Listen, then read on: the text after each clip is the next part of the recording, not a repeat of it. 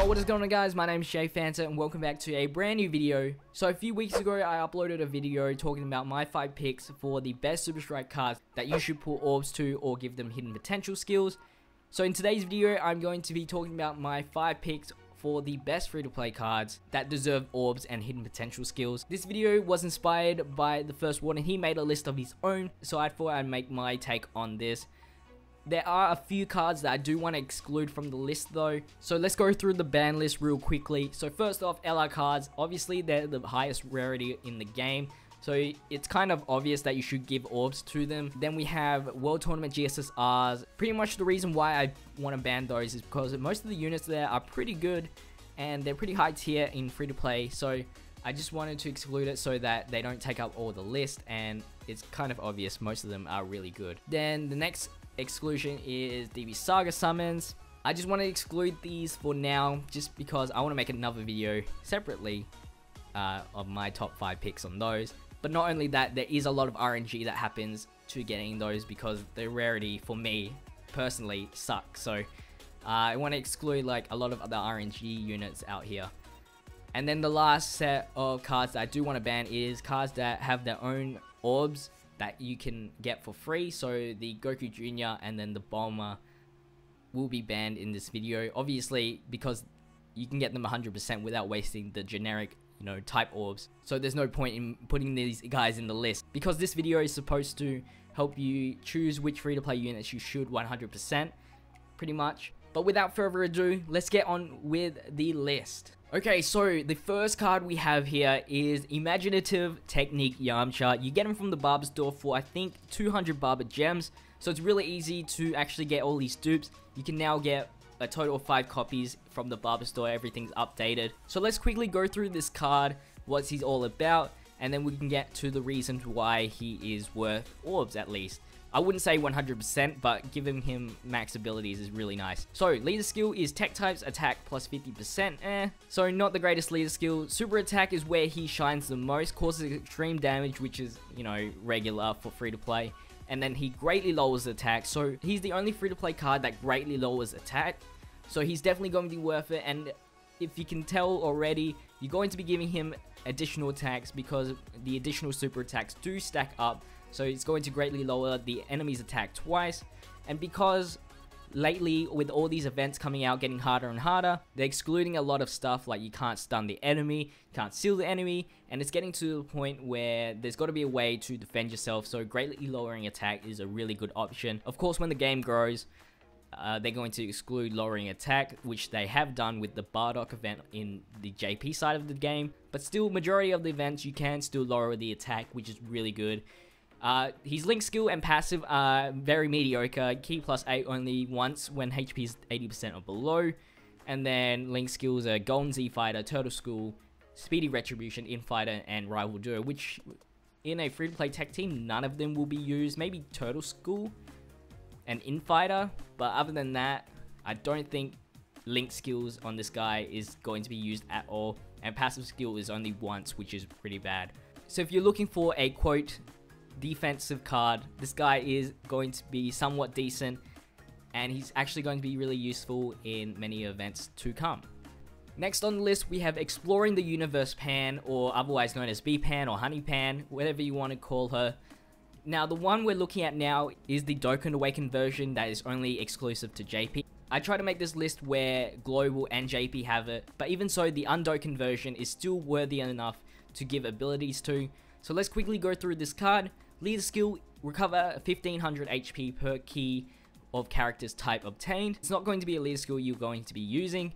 Super attack, supreme damage, which is the high end for free to play cards, and the rare chance to stun the enemy, which is always a good addition to any card. The passive skill is recover 30% of damage dealt as HP, and high chance of reducing incoming damage by 50%. So she's a really good defensive unit. She can tank hits when her passive is activated.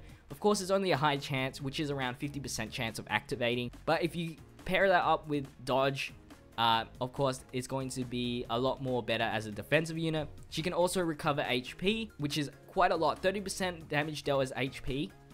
If you get her a critical, which is what I recommend, critical and a dodge is what I have on her, You can do additional and dodge if you want to, but the additional is going to be a 9-key super attack, so it's a bit weaker. She can do almost about 500,000 undo conversion, but with her awakening, she could go over like 700,000, and that's about 200,000 HP recover, which is pretty much 100% of the health for free-to-play team, which is really, really good.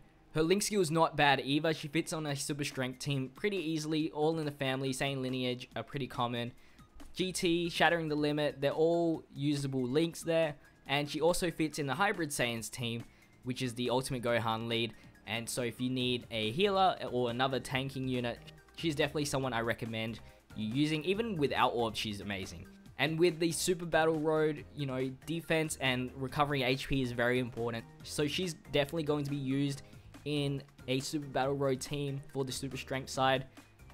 I definitely recommend her. But enough about her, let's get moving on to the next unit. So the third unit that we are looking at is a new feature, Super Saiyan Trunks. He is the Dokkan Awakened version of the Future Trunks that you can get from the Future Story event. If we look at this card, his leader skill is Int types HP attack and defense plus 70%, which is really good. Honestly, this guy is definitely going to be my leader for a Super Int team. So his leader skill is not bad at all. If it had Ki though, definitely would have been much better. His super attack is just supreme damage, just, you know, generic, no added bonuses there. And then his passive skill is where he shines, attack plus 70% when facing 2 or less enemies.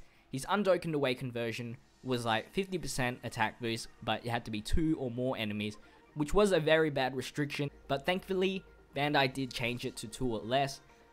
So his passive is pretty much going to be activated majority of the time. There's a very few events out there that have 3 or more enemies that you have to face, and usually when there's more than 3 enemies, it's usually on the first stage, which isn't really too hard. His link skill is actually really decent. Golden Warrior, Saiyan Lineage, Super Saiyan, Royal Lineage, Prepared for Battle, Dismal Future, and Fierce Battle. Fierce Battle being a very good link. He can fit in a pay-to-play team. He can link up with the friend if you're using a full free-to-play team. Prepared for Battle is also a very common link skill for, you know, Saiyans. And then you have Super Saiyan and Saiyan Lineage being, and Golden Warrior being very, very, very common. So he fits both in a Super Int team, and he can also fit in the Hybrid Saiyans team because he does have the category. Now, if you don't know, the reason why giving him orbs is really good is that the more attacks that he has, the better the percentage boost actually becomes.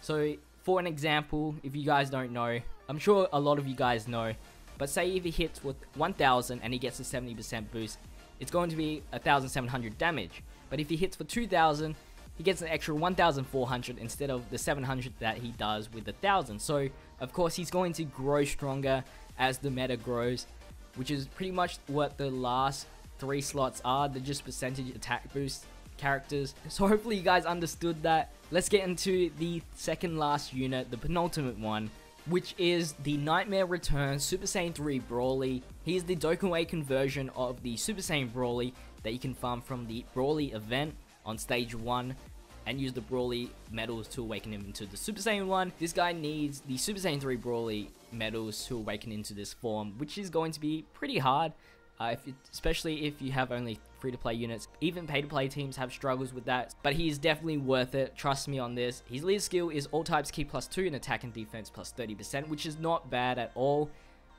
At least he gives Ki, attack, and defense. Unfortunately, no HP, but still better than nothing. Supreme damage, like every other good free-to-play unit. His passive is pretty much like Trunks's, but it's always guaranteed, and he also gets a 3 Ki boost, which means he's self-sufficient. His link skills are amazing, and it can also fit in the Super Saiyan 3 category, which is with the Bardock leader. His link skills: Hardened Grudge, Saiyan Warrior Race, Super Saiyan, Saiyan Lineage, Limit Breaking Form, Formidable Enemy, and Fierce Battle. Fierce Battle, of course, very good link. Limit Breaking Form is going to be so good on the Super Saiyan 3 team. You're definitely going to get a lot of more attack boost. And then obviously if they have Super Saiyan 3, they got to have Super Saiyan, and then most of them have Saiyan Lineage and Saiyan Warrior Race.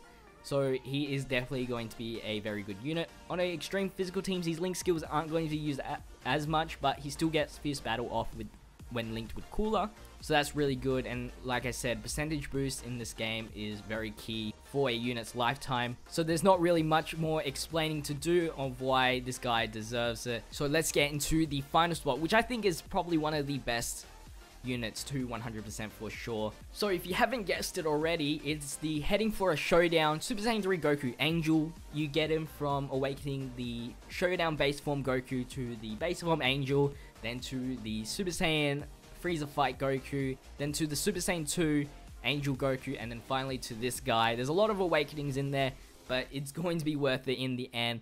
He is a miniature tech lead, tech types key +3, HP attack and defense +30%. So if you don't have any other good tech leads, he's definitely going to be usable as a tech leader. Unfortunately, it's not too much of a boost, and we do already have Krillin, which is actually much more easier to obtain, just more time, I guess. This guy causes supreme damage to the enemy, and this guy's passive skill is one of the best percentage boosts ever. I know that for a fact that no free-to-play card has ever reached to this percentage boost, which is 180%. Unfortunately, it is restricted by a high chance being 50%, like I said before. But when you get this guy off, oh my god, he can hit for a truckload, and because he has so many categories, Revive Warrior, Majin Buu Saga, Super Saiyan 3. He's just going to keep growing as the meta grows as well. And he's going to actually keep up with most of the pay-to-play units as long as his passive goes off. And maybe, just maybe, he might get another awakening, maybe to the LR status, who knows. And he could be like Super Saiyan God or something like that. So definitely worth it if you're looking for a hard hitter. His link skills are really good as well. So Golden Warrior Super Saiyan, obviously those are the Super Saiyan links, super easy to get off. Kamehameha is very common. Open a Flash is really good on a Super Saiyan 3 team because most Super Saiyan 3s have it. And then Limit Breaking Form, of course, Super Saiyan 3 category is going to work well. Blazing Battle is probably the only useless link there, and Fierce Battle is just universally super good. So anyway guys, that is my top 5 picks for the best free-to-play cards that you should give orbs to. If you guys have any other units that you think deserves orbs, make sure you leave it in the comment section down below. Subscribe to the channel if you haven't already. Like this video, of course, if you did enjoy it. But anyway, thank you guys for watching. It's been JPhanta, and I'll see you guys in the next video. Stay busy. Peace out.